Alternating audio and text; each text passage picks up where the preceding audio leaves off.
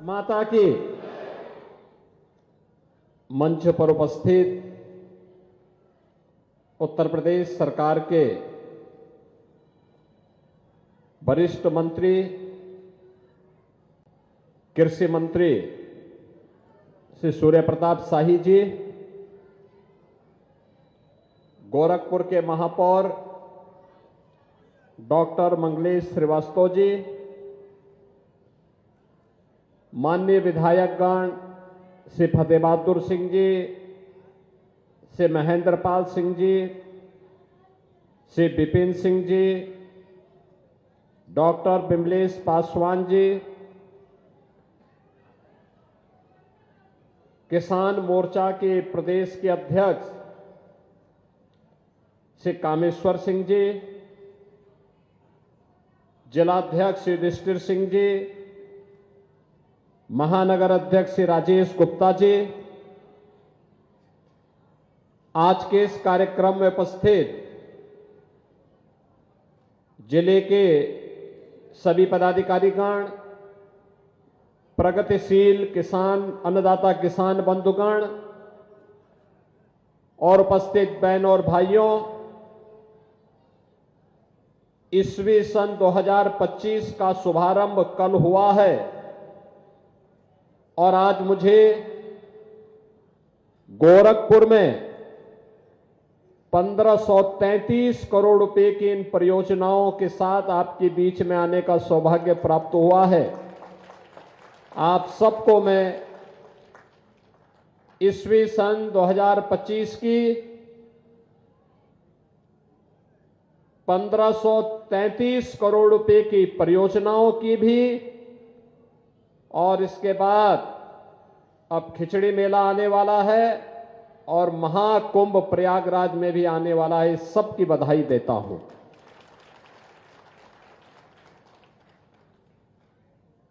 यहां पे भी कृषि मंत्री जी ने जो बताया, यहां का कृषि विद्यालय 1932 में स्थापित था, लेकिन भवन जीर्ण शीर्ण हो गया था। आज एक भव्य भवन जो अन्नदाता किसानों के प्रशिक्षण का है। कृषि महाविद्यालयों में तो डिग्री दी जाती है, लेकिन ये कृषि विद्यालय जो चरगावा का है, यहां हमारे अन्नदाता किसानों को आधुनिक बीज के बारे में, तकनीक के बारे में, केंद्र और राज्य सरकार की योजनाओं के बारे में अवगत कराता है, उसकी ट्रेनिंग देता है। आज उसका एक भव्य भवन बना है, उस भवन का लोकार्पण करने का मुझे अवसर प्राप्त हुआ है। तो मैं पहले यहां पर आए हुए सभी अन्नदाता किसानों को, गोरखपुर के और पूर्वी उत्तर प्रदेश के अन्नदाता किसानों को, जिन किसानों को ट्रैक्टर मिले हैं उन सबको, और जिन प्रगतिशील किसानों को अभी हमने मंच पे शासन की योजना के साथ जोड़ा है, जिनमें rotavator, power tiller, solar pump, thresher, star ripper, combine harvester, small गोदाम, मानव रहित चेप कटर और अन्य योजनाओं से जोड़ा गया है, उन सभी को भी मैं बधाई देता हूं। और इसके साथ ही गोरखपुर के विकास की तमाम योजनाओं का आज यहां पे शिलान्यास और लोकार्पण भी हो रहा है। शिलान्यास और लोकार्पण के क्रम में यहां पे आज जिन योजनाओं का लोकार्पण का कार्यक्रम यहां पे किया जा रहा है, नौसड़ से कालेसर तक जो तटबंध है राप्ती नदी का, उसके सुदृढ़ीकरण का, बोल्डर से पिचिंग का कार्य हुआ है। और याद करिए 1998 में नौसड़ में ये तटबंध टूट गया था, उसके बाद कितना वहां पे जनहानि धनहानि हुई थी। अब बोल्डर से पिचिंग हो गया, उसको सुदृढ़ कर दिया गया है। आप सोचिए 1998 के बाद 2023-24 में काम पूरा हो पा रहा है। अगर सरकारें बीजेपी की पहले होती तो संभवतः ये काम पहले तो 1998 में ही नहीं टूटता, नहीं तो उसके बाद तत्काल हो गया होता। यानी उसको तैयार होने में 25 साल लगे, एक पूरा युग बीत गया, एक पीढ़ी बीत गई, लेकिन वह कार्य हुआ है। हमने पूरा किया। जितने तटबंध हैं सारे के सारे तटबंध आज के दिन पे गोरखपुर में, प्रदेश में सुदृढ़ हो गए हैं। अब बाढ़ की समस्या का समाधान अस्थायी रूप से करने की दिशा में सरकार आगे बढ़ी है, लेकिन इसके साथ ही विकास की अन्य योजनाओं को भी यहां पे दिया जा रहा है। खास तौर पर एक यूपी सिडको के माध्यम से एक क्षेत्रीय जन विश्लेषक प्रयोगशाला का लोकार्पण का कार्यक्रम भी इस कृषि विद्यालय के साथ आज यहां पर किया जा रहा है। और कुछ योजनाओं का शिलान्यास है, जिसमें राप्ती नदी में 2 नए पुल बनाने की कार्रवाई का शिलान्यास हो रहा है। जो राप्ती नदी है राजघाट में, उसके अपस्ट्रीम और डाउन स्ट्रीम में, जिससे विपरीत से विपरीत परिस्थितियों में भी जाम की नौबत न आने पाए। गोरखपुर से पिपराइच का मार्ग अभी सिंगल मार्ग नहीं होगा, डबल भी नहीं होगा, अभी 4 लेन की कनेक्टिविटी पिपराइच सिटी के साथ सीधे जुड़ जाएगा। यानी आप मान के चलिए, अब तक पिपराइच जाने में 20 मिनट लगते थे, अब जब ये मार्ग बन जाएगा तो कुल 7 मिनट में गोरखपुर असुरन चौराहे से पिपराइच में आप पहुंच जाएंगे। केवल 7 मिनट लगेंगे, 7 से 8 मिनट। कितना आसान हो जाएगा, विकास होगा। तमाम लोग जमीन खरीद लिए होंगे अभी से। विकास इसी रूप में आगे बढ़ता है। और बहुत सारे लोग भट्टे भी लगा रहे होंगे, ईंट बिके, क्योंकि जब ईंट तभी बिकेंगे जब विकास कार्य होगा। हाँ, महेंद्र पाल सिंह के तो भाई 5 भट्टे तो हैं। विकास के लिए आवश्यक है। ऐसे ही 4 फाटक से लेकर के वहां पे तो फ्लाईओवर बनी गया है, असुरन तक का मार्ग ये भी 4 लेन का हो जाएगा। इसका पैसा भी दिया जा रहा है। इसके अलावा आपके अन्य तमाम योजनाओं को भी इसके साथ जोड़ा जा रहा है, जिसमें गोरखपुर खजनी सिकरीगंज मार्ग को भी 4 लेन की कनेक्टिविटी के साथ जोड़ने की कार्रवाई को आज यहां पे संपन्न किया जा रहा है। और अन्य तमाम विकास की योजनाएं हैं गोरखपुर की, जिन्हें आज इन कार्यक्रमों के साथ जोड़ करके गोरखपुर के विकास की योजनाओं को आगे बढ़ाने का कार्य किया जा रहा है। कुल ये 1533 करोड़ रुपए की योजनाएं हैं, जो आने वाले समय में एक नए गोरखपुर का दर्शन कराएगी। याद करिए, एक समय जब समाजवादी पार्टी की सरकार थी, तब इंसेफ्लाइटिस से मौतें होती थी। तब गोरखपुर में बिजली नहीं मिलती थी, स्वास्थ्य की सुविधा नहीं मिलती थी, अन्नदाता किसानों को कोई सुविधा नहीं मिलती थी। फर्टिलाइजर कारखाना एक कांग्रेस और समाजवादी पार्टी ने 1990 में बंद करवा दिया था। गोरखपुर में मेडिकल कॉलेज स्वयं बीमार था, पूर्वी उत्तर प्रदेश के लोगों का क्या उपचार करता। पिपराइच की चीनी मिलें लोग बंद तो कर ही दिए थे, उसको बेचने की भी तैयारी कर लिए थे।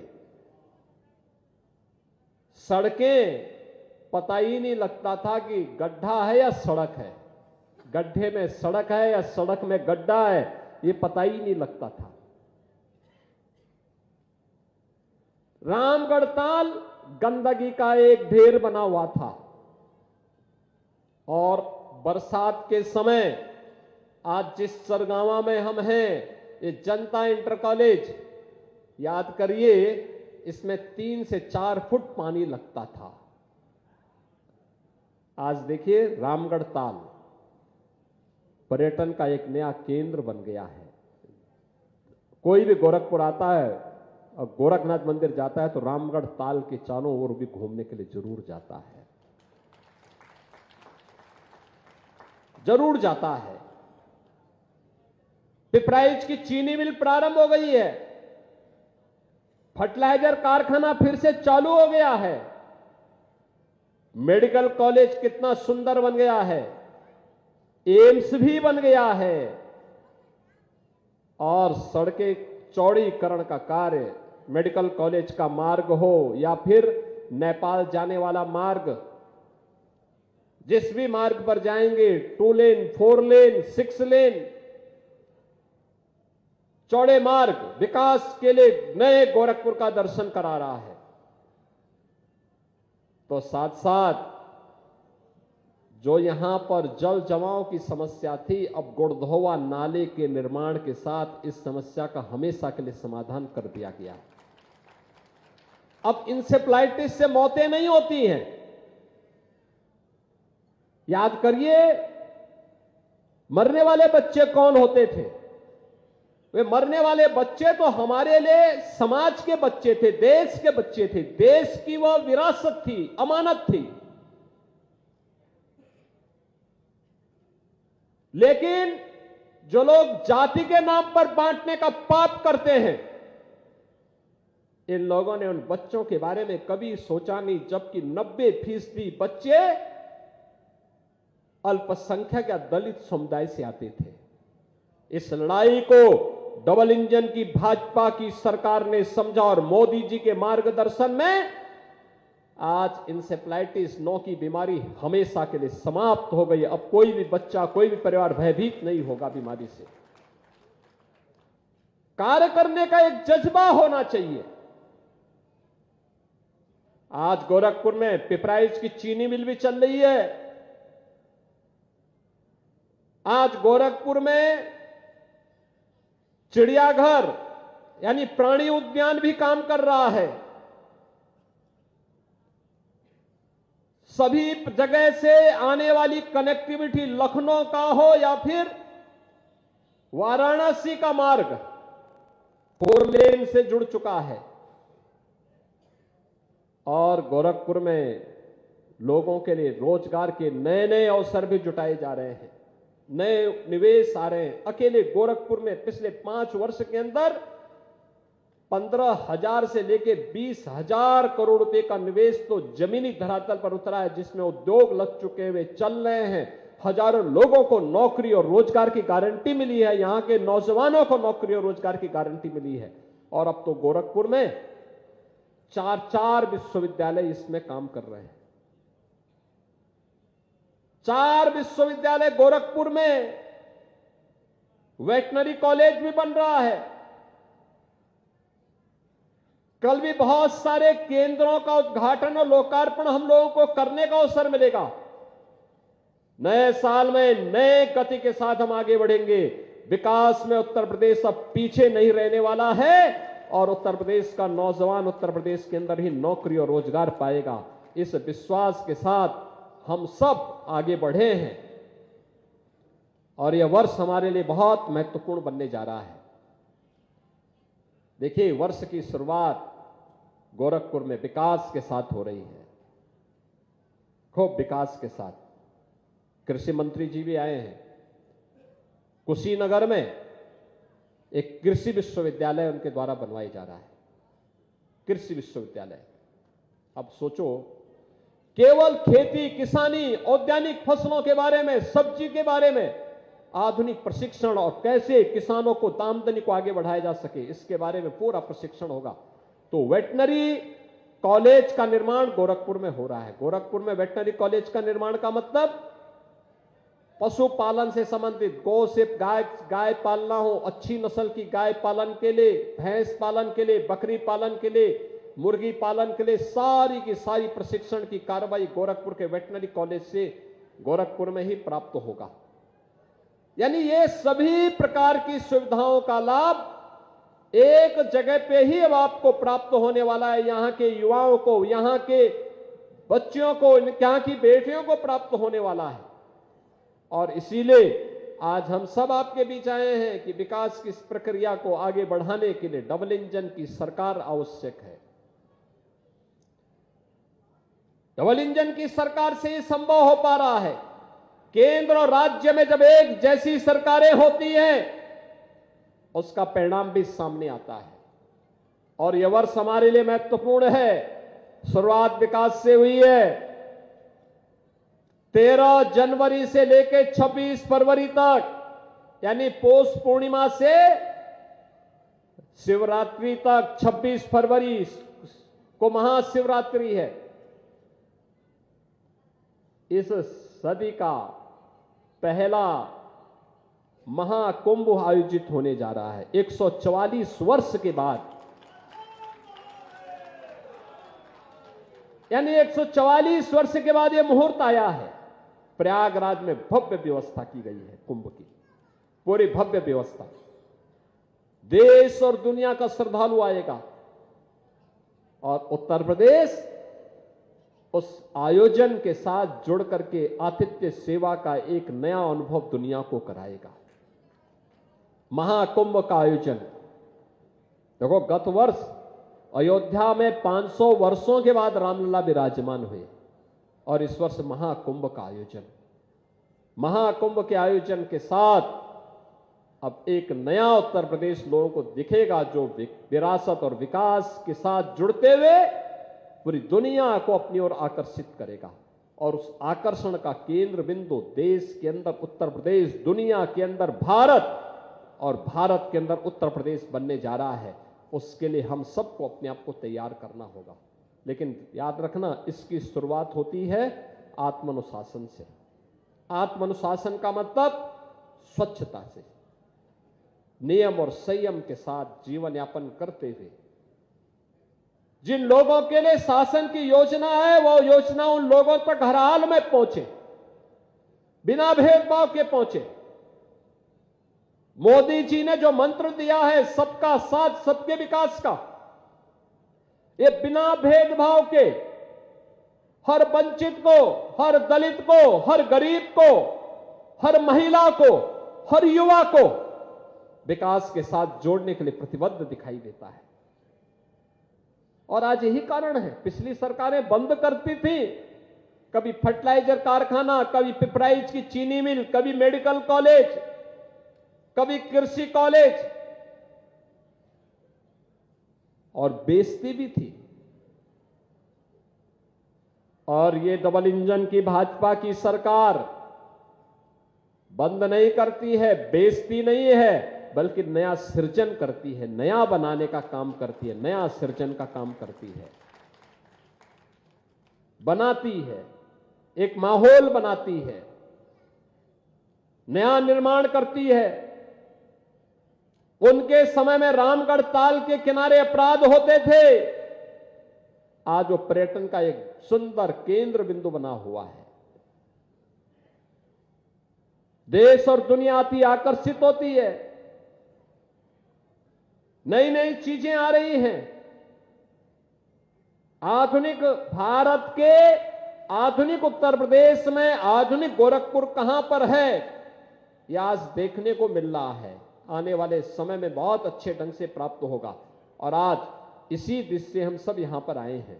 ये जो कृषि विद्यालय बना है नया, चलता पहले से था, लेकिन इसमें अब जो नया भवन बना है, नए फर्नीचर लगे हैं, नए क्लासरूम बने हैं, डेमोस्ट्रेशन के रूम बने हुए हैं, कंप्यूटर लैब्स बनी हुई हैं, ये नए तरीके से किसानों को प्रशिक्षण देने का एक माध्यम बनेगा, नई सुविधाएं उपलब्ध कराने में योगदान देगा, नए तौर तरीकों के साथ किसानों को जोड़ने का एक माध्यम बनेगा। और उस नए तौर तरीके के साथ जोड़ने के लिए जहां एक कृषि विद्यालय सहायक होगा, आने वाले समय में पूर्वी उत्तर प्रदेश के हमारे स्नातकों को, जो भी कृषि में स्नातक और प्रस्नातक करना चाहते हैं, उन युवाओं के लिए कुशीनगर में ही विश्वविद्यालय भी होगा। विश्वविद्यालय कुशीनगर में, विश्वविद्यालय का मतलब यहां के बच्चों को प्रदेश के अंदर या देश के अंदर अन्यत्र नहीं जाना पड़ेगा। अत्याधुनिक कृषि, बल्कि अगले सत्र में ही हम इस कार्रवाई को आगे बढ़ाने जा रहे हैं। वेटनरी कॉलेज में भी इस प्रक्रिया को आगे बढ़ाने जा रहे हैं। कार्य युद्ध स्तर पर आगे बढ़ चुका है। तो जिस कार्य के लिए पहले बाहर जाना होता था, वो सुविधा अब यहीं पे प्राप्त हो रही है। इस अवसर पर मैं इस नए वर्ष की शुरुआत विकास के साथ, अपनी सदियों की विरासत की परंपरा महाकुंभ के साथ, खिचड़ी मेले के साथ हम सबको जुड़ने का अवसर प्राप्त हो रहा है। मैं इस अवसर पर गोरखपुर वासियों को, सभी अन्नदाता किसानों को, प्रगतिशील किसानों को, सबको मैं बधाई देता हूं और विश्वास व्यक्त करता हूं कि विकास और विरासत की इस यात्रा में हम निरंतर अपना आशीर्वाद डबल इंजन की सरकार के साथ बनाते रहेंगे। आप सबके प्रति मेरी मंगल में शुभकामनाएं हैं। धन्यवाद। जय हिंद।